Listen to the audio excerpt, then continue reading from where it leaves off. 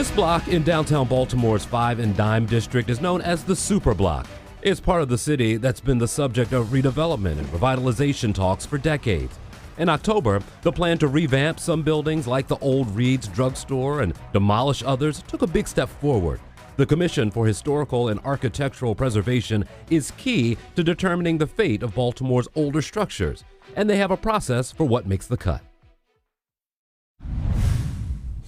Joining us now is the Executive Director of the Commission for Historical and Architectural Preservation. It's Eric Holcomb. Good to see you. Yeah, good. Thank you. Thank you for having me. CHAP is doing a really good job, and I think what you're making sure is that some homes or buildings that really have some significance here in Baltimore stay where they are for people to always see.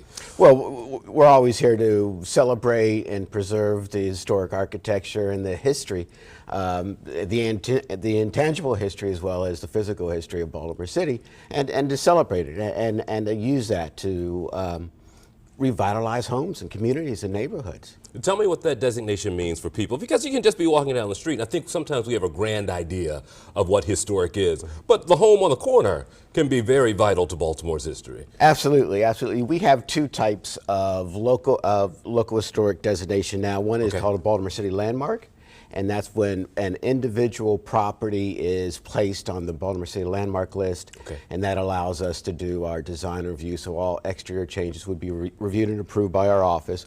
But that's for the individual properties. And then we have neighbor historic district designation, and the historic district designation looks at areas, the neighborhoods such as your 1920s bungalows neighborhoods, your row house neighborhoods. Sure. And this is familiar to us because that's down there, not far in Hamden. That used to be right? That's the old police station. That's the old police station. And a lot of work went into holding on to that property as with others. Yeah, we have to thank a lot of the neighbors around there who helped save that. Tell me about for neighbors who want to have a second look at things, what is the process like to get a designation going? Does that start with the neighborhood or does it start with you?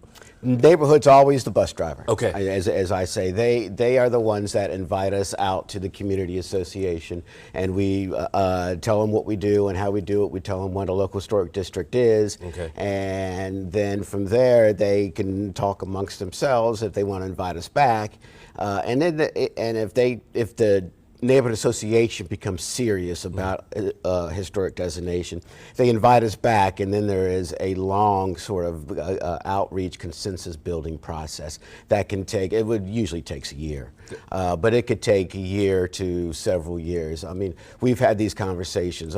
I like to say Ashburton, the first time that Ashburton came to us was in 1976. Wow. So there's always these conversations. We go out there, they think about it, and they're like, oh, not this year, and then several years later they'll come out. But so it's an important decision. It's a serious decision, and we want to make sure that the community is behind it. We want to make sure that we have support at CHAP. You have a meeting coming up on the 14th. For people who want to be part of that, what can they expect, and will they be able to have a chance to speak with you? Well, I would love to. Right, we are looking to try to create another type of designation, which we call a historic conservation district.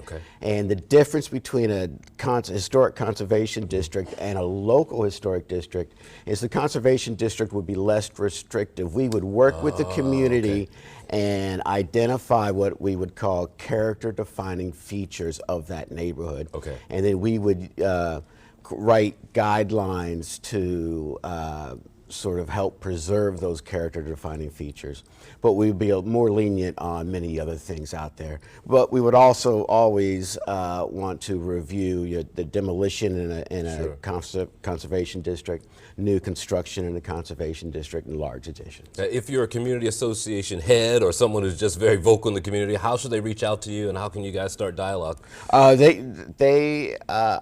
would suggest give me a call and shoot me an email and just bug me.